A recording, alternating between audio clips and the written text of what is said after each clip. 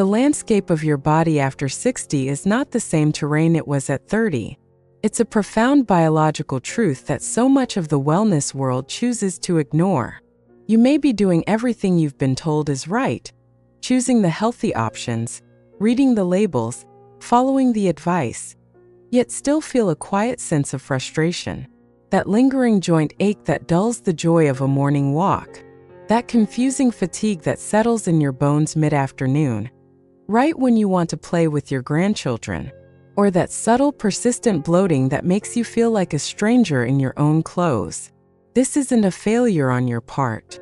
It's often the result of well-intentioned advice that simply wasn't designed for the magnificent, changing body of a woman in her prime. I'm Dr. Emily Hart, and for over 15 years, I've had the privilege of sitting with women just like you, helping them navigate the changes in their bodies with clarity and compassion. This channel is our space to do just that, to trade confusion for confidence. If that sounds like a journey you'd like to be on, take a moment to subscribe so you don't miss our conversations. And I would love to know who I'm speaking with today. Tell me in the comments. Where are you watching from? I love knowing where this community of strong women comes together from all around the world. Today we're stepping into the kitchen together.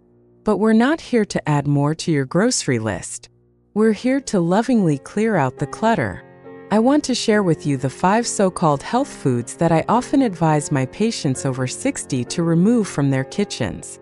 These are the foods that promise vitality but can quietly undermine your energy, your comfort, and your well-being.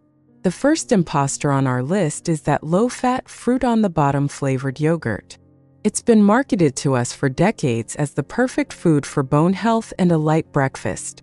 You eat it, thinking you're getting the calcium you need, but by 10 a.m., you feel that familiar gnawing hunger and a craving for something sweet or starchy. It's a frustrating cycle.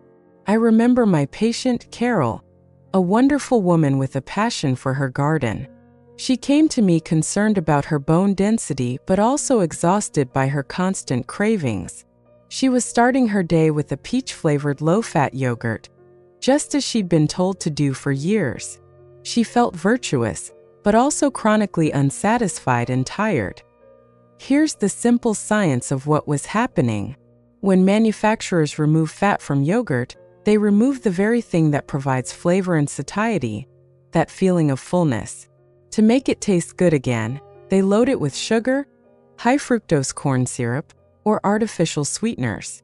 This creates a rapid spike in your blood sugar, followed by a crash.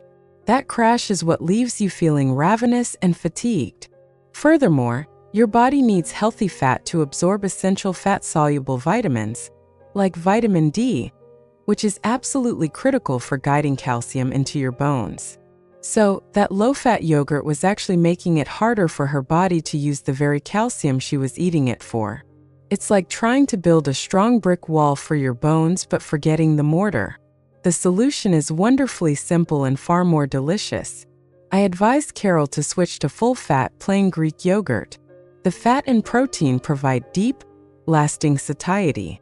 Instead of sugary fruit puree, she started adding a handful of fresh blueberries, which offer antioxidants and fiber, and a sprinkle of chopped walnuts for healthy fats and a satisfying crunch.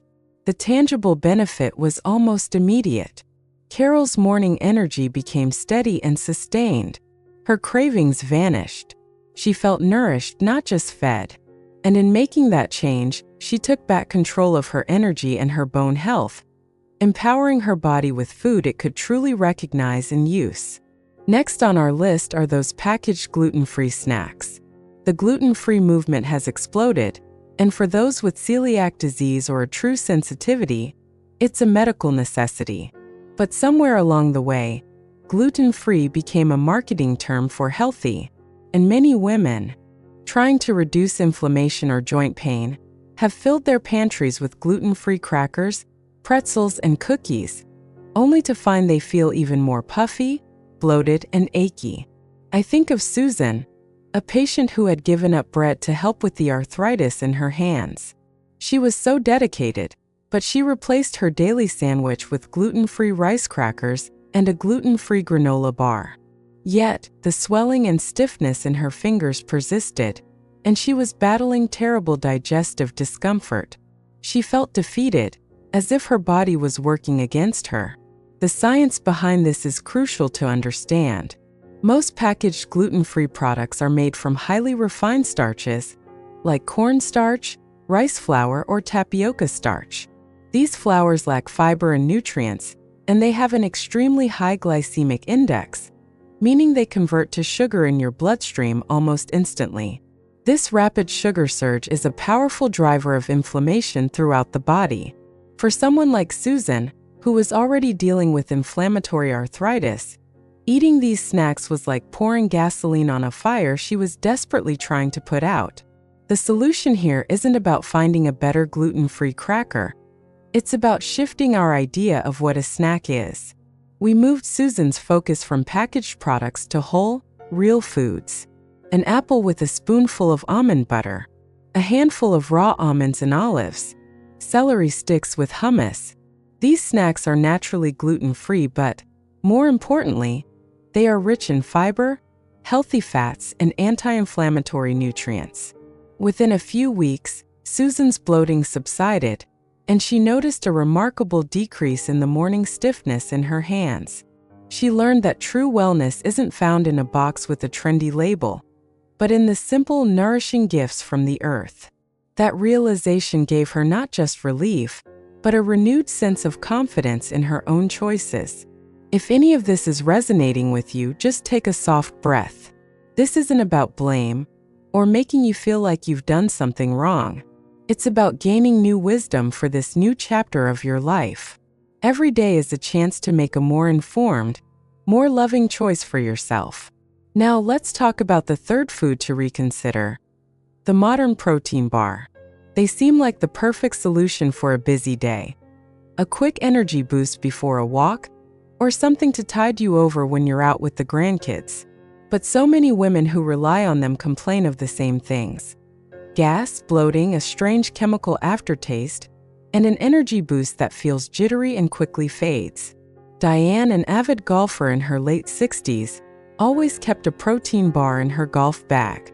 She thought it was helping her performance, but she confessed to me that she often felt uncomfortably gassy and bloated by the back nine, which ruined her focus and her enjoyment of the game. The problem lies in the ingredient list. Many popular protein bars are not real food. They are highly processed concoctions. They often use cheap forms of protein like soy protein isolate, which can be disruptive to our hormonal balance, especially after menopause. To keep the sugar count low on the label, they are packed with sugar alcohols like erythritol or maltitol, which are notorious for causing digestive distress, gas, and bloating because our gut bacteria have a hard time breaking them down. They are, in essence, candy bars masquerading as health food. The solution is to think in terms of real, simple protein. I had Diane create what she called her power pots. She would take a small container and fill it with a handful of walnuts, a few cubes of good quality cheese, and a couple of olives. Another option was a hard-boiled egg, one of nature's most perfect and portable protein sources. These options provided a beautiful blend of protein and healthy fats that delivered steady, reliable energy for hours. Diane's digestive issues on the golf course completely disappeared. She felt strong, clear-headed, and empowered, realizing that her body thrives not on lab-created formulas, but on simple, honest nutrition. Fourth, let's look at the trendy darling of the health world: flavored kombucha.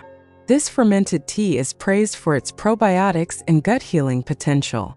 And while a traditionally brewed, low-sugar kombucha can be beneficial, the vast majority of what you see on grocery store shelves is a different beast entirely. They are often fizzy, fruit-flavored sugar bombs. I had a patient, Margaret, who was recently diagnosed with prediabetes. She was working hard to cut out sugar, so she swapped her daily soda for a bottle of mango-flavored kombucha, thinking it was a healthy, gut-friendly alternative. She was shocked when her blood sugar readings were still stubbornly high. She felt betrayed by a product she trusted. Here is what is happening. The fermentation process of kombucha does consume some sugar, but many commercial brands pump their products full of fruit juices, purees, and even more cane sugar after the fermentation is complete to make them more palatable to a mass audience. A single bottle can contain as much sugar as a can of soda.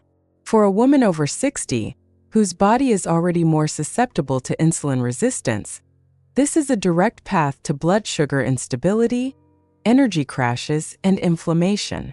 The swap is about seeking the benefit without the baggage. If you enjoy the fizz and the gut benefits, look for kombuchas that are unflavored or have less than 5 grams of sugar per serving. Better yet, explore other ways to soothe and support your gut. A simple cup of peppermint or ginger tea can work wonders for digestion. A daily glass of warm water with a squeeze of fresh lemon can gently stimulate your system in the morning. Margaret made the switch to herbal teas and saw her blood sugar numbers stabilize beautifully. She felt a sense of calm and control, having unmasked the hidden sugar in her health drink. Finally, the fifth food we need to discuss is agave nectar. For years, this was hailed as the perfect natural sweetener. It comes from a plant, it's low on the glycemic index, and it seemed like a godsend for anyone trying to avoid white sugar. But this is perhaps one of the most misleading health halos in the entire grocery store. It can be particularly taxing on our bodies as we mature. Linda was a wonderful baker who had proudly replaced all the sugar in her recipes with agave. She used it in her morning tea and her oatmeal. She was trying to do the right thing for her metabolic health, but her annual blood work showed that her triglycerides were creeping up, and her doctor was concerned about her liver health. The science here is critical. While agave doesn't spike blood glucose in the same way as table sugar, it is incredibly high in something else: fructose. It can be up to 90% fructose, which is far more than even high fructose corn syrup.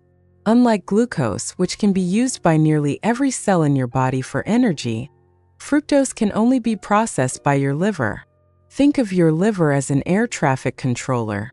A little fructose from a piece of fruit is like one plane landing, which is manageable. But a flood of concentrated fructose from agave is like 100 planes trying to land at once.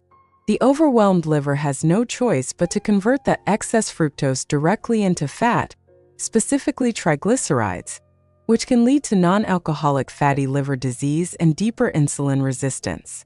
The solution is to use sweeteners more consciously. For baking, a small amount of pure maple syrup, which has a more balanced sugar profile and contains minerals, is a better choice. A touch of raw local honey in tea offers beneficial enzymes. And for a truly zero-impact sweetener, pure stevia or monk fruit are excellent options. Linda started using a bit of maple syrup and discovered the beauty of sweetening her oatmeal with mashed banana or dates instead. Her next blood panel showed her triglycerides had normalized. This was a powerful lesson for her. Natural doesn't always mean healthy, and understanding how her body works was the ultimate key to her well-being. Leaving these 5 foods behind isn't about deprivation. It is an act of profound self-respect. It's about choosing clarity over marketing hype. It's about listening to the unique needs of your body in this beautiful season of life. Your body is not a problem to be fixed. It is a story to be honored. You have decades of wisdom within you, and that includes the wisdom to nourish yourself with foods that are simple, real, and true. You deserve to feel vibrant, comfortable, and strong in your skin every single day. I hope this conversation has illuminated a path toward that feeling for you. Please, in the spirit of our community, share one small change you might be inspired to try in the comments below. Reading your intentions inspires us all. Thank you for spending this time with me. Until next time, be wonderfully well.